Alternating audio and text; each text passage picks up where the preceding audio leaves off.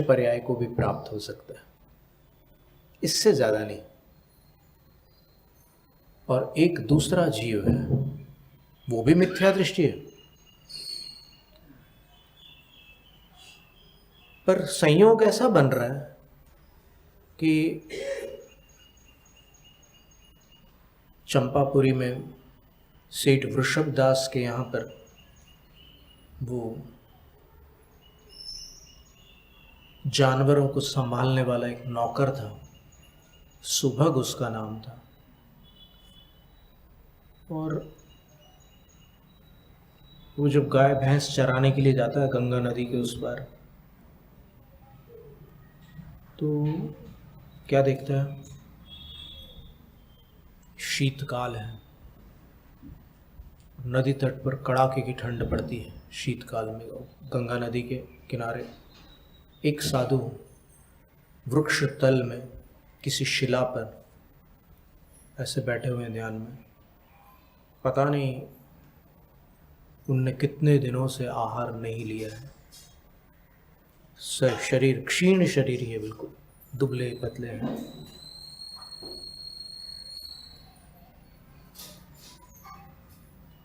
तो वो बालक भोलेपन में विचार करता है कि मैं तो कपड़े पहना हूँ और मैं गरीब हूँ, नौकर हूँ, पर इनकी अवस्था तो मुझसे भी गई बीती है। वो अपने भोलेपन में, उसको उतना विवेक नहीं है कि ये कौन है, और वो कौन है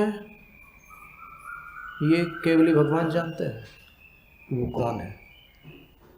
तो जब उनको देखता है तो उसको लगता है बालक को कि रात में तो इतनी ठंड और बर्फ यहाँ पर पड़ती है कि ये उस कड़ाके की ठंड में अकड़ जाएंगे, सिकुड़ जाएंगे और प्राणांत हो जाएगा इनका। और ये पता नहीं क्यों ऐसे बैठे हुए हैं आंख बंद करके। क्या इनको मरने से भय नहीं लगता? तो उस बालक को अंतरंग में करुणा उत्पन्न होती है। उसको लगता है कि मैं इनकी जान बचाऊंगा।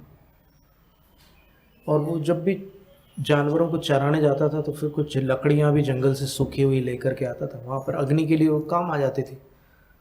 तो वो जो लकड़ियों का गट्ठर लेकर के आया था, उसने गट्ठर वहीं रखा और जानवरों को वापस सेठ जी के यहाँ पर पहुँचा दिया और चुपचाप किसी को बताए बिना वापस यहाँ आ गया साधु के पास। और वहाँ आकर के उसने देखा कि बहुत ठंड है, उसका शरीर भी कांपने लगा। तो फिर उसने लकड़ी जलाई और लकड़ी जलाने के बाद उसने महाराज को ऐसे छुआ, हथेलियों को छुआ, पैर के तलवों को छुआ। एकदम ठंडे हो गए थे महाराज। तो उसने फिर वो अग्नि पर अपने हाथ तापे और उनका शरीर गर्म किया। हाथ तापे, फिर शरीर गर्म किया।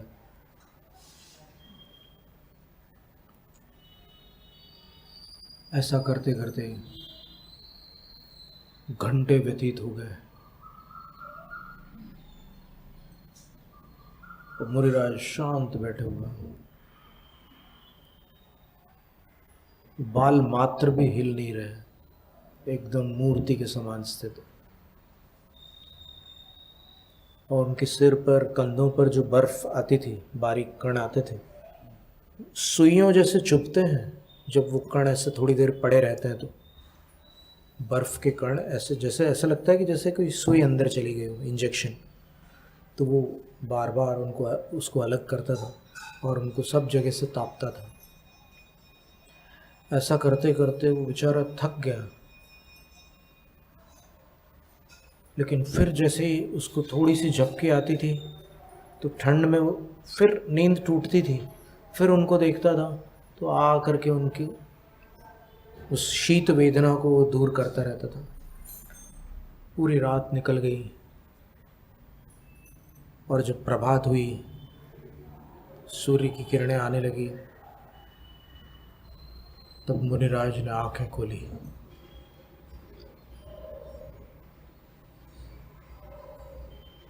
उस बालक के भोलेपन को देखकर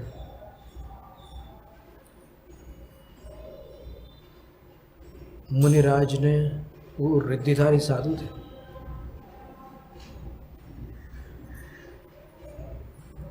उन्होंने रिद्धि का प्रयोग किया। उनके पास अवधि ज्ञान, मनःपरे ज्ञान आदि रिद्धियाँ थी।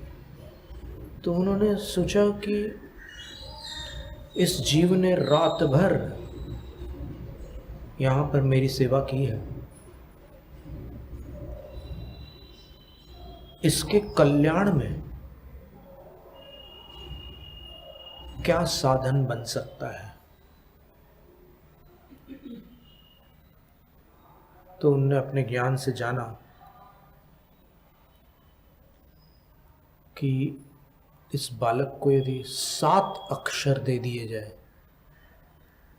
तो इसका उद्धार हो जाएगा।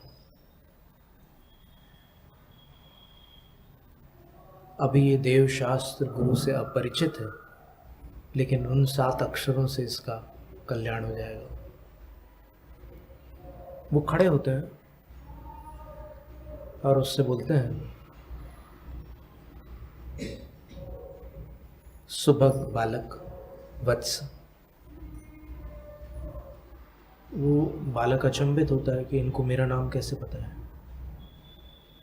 उनकी ओर देखता है, बोले वत्स, अब से जब भी तो कोई काम तुम प्रारंभ करो तब नमो अरहंताणम, इन 7 अक्षरों वाले महान मंत्र का स्मरण करके करना।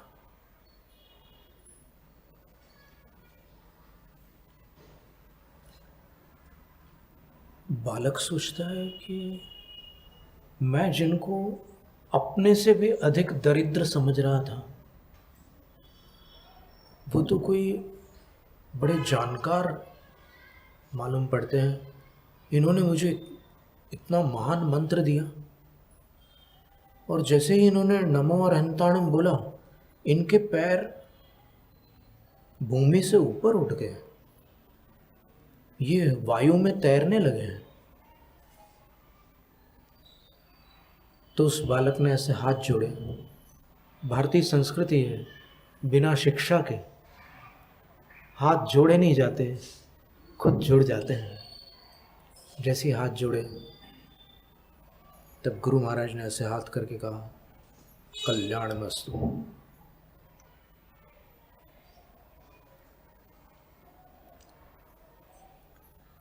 इतना बोलकर वो आकाश मार्ग से चले गए।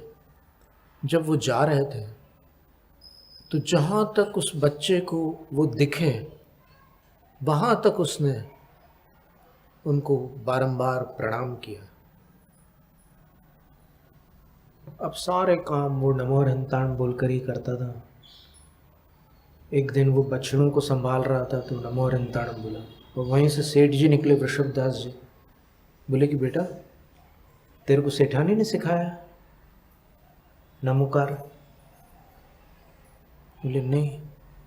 तो क्या मंदिर से सुन करके सीखा? नहीं। तो फिर तूने कहाँ से सीखा? वो पूरी घटना सुनाता है।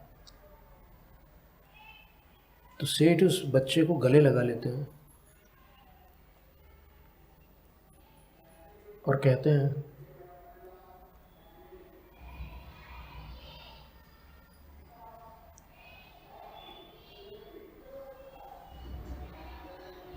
जिन गुरुओं का वर्णन, जिन ऋषियों का गुणगान हम शास्त्रों में पढ़ते आए,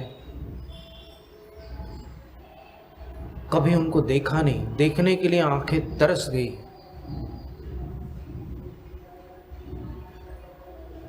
उनको तूने नहीं देखा, मात्र देखा तक नहीं, बल्कि तूने उनकी सेवा की। और उनने तुझे आशीर्वाद दिया और उनने तुझे ये मंत्र दिया, आज से तू हमारा नौकर नहीं है। अब सेठानी को कोई बच्चे नहीं थे, तो उस बालक के प्रति स्नेह था सेठानी का। फिर प्रेम से वहीं रहता, सेवा तो पूरी करता है। एक बार वो जानवरों को चराने जाता, फिर कोई दुर्घटना हो जाती है, पानी में भैंस चले जाती है। दूसरे ग्वाले बोलते हैं कि वो भैंस पानी में गई, जल्दी निकाल, क्योंकि भैंस पानी में जाती है तो जल्दी निकलती नहीं है, तो उसको जल्दी बाहर कर। तो वो पानी में नमो अरहंताणम बोल करके छलांग मारता है। उसको पता नहीं था कि रात में जो आंधी तूफान हुआ था उसमें एक टहनी पानी के नीचे पड़ी हुई है, तो वो नुकीली टहनी उसके पेट में चली जाती है और उसका प्राणांत हो जाता है। वो सेठानी के गर्भ में आता है और सेठानी को सुंदर स्वप्न दिखाई देते हैं, और जब उसका जन्म होता है तो इतना सुंदर होता है वो कि सब लोग उसके दर्शन के लिए वहाँ आते हैं। तो नामकरण के दिन 12वें दिन सुदर्शन उसका नाम रखा जाता है, और वही प्रसिद्ध सेठ सुदर्शन।